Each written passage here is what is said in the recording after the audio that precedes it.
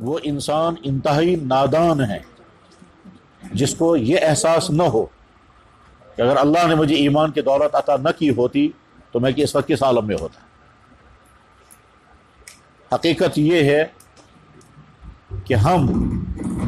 بہت ہی زیادہ خوش قسمت ہیں، اس لیے کہ اللہ نے ہم کو ایمان کی دولت عطا فرمائی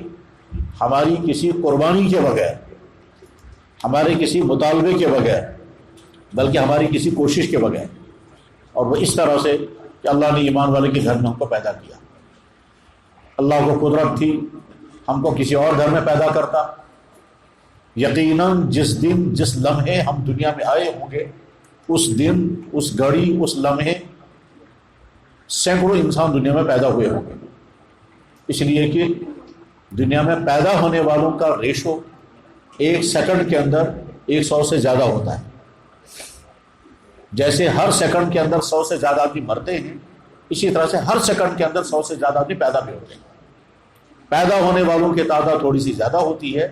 اور مرنے والوں کی تعداد تھوڑی سی کم ہوتی ہے، اسے آبادی بڑھتی ہے۔ تو جس لمحے ہم پیدا ہوئے اس لمحے نہ جانے کتنے کن کن گھروں میں پیدا ہوئے ہوں گے۔ اللہ کو قدرت تھی کہ ہم کو اس گھر میں پیدا نہ کرتا جس گھر میں پیدا ہوئے، کسی اور گھر میں پیدا کرتا جس گھر میں ہم پیدا ہو جاتے تو ایمان والے نہ ہوتے۔ ایمان سے محروم گھر میں پیدا ہونے والا،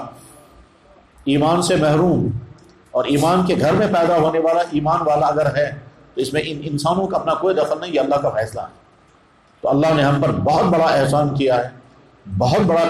کرم فرمایا ہے کہ ہمیں ایک بڑی مصیبت، ایک بڑے امتحان میں نہیں ڈالا، اور وہ یہ کہ اگر کسی کفر کے گھر میں پیدا کیا ہوتا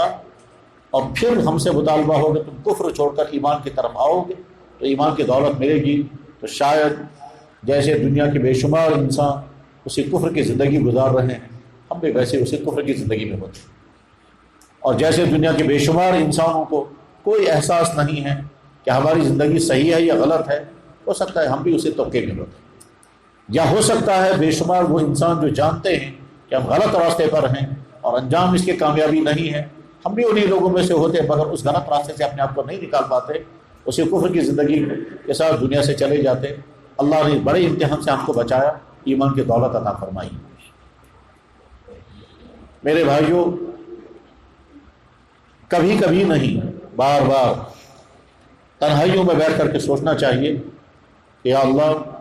اگر آپ نے مجھے ایمان والے کے گھر میں پیدا نہ کیا ہوتا، یہ احسان اگر آپ نے مجھ پر نہ کیا ہوتا تو میں آج اس حالت میں نہ ہوتا، نہ میرا یہ نام ہوتا، نہ میری پہچان ہوتی، نہ میری زبان پر آپ کا نام ہوتا، نہ میری زبان پر آپ کے نبی کا نام ہوتا، نہ میں اپنے آپ کو کہتا میں ایمان والا ہوں، اور دنیا میں جو کچھ ہوتا وہ ہوتا، آخرت تو تباہ ہونی ہی تھی۔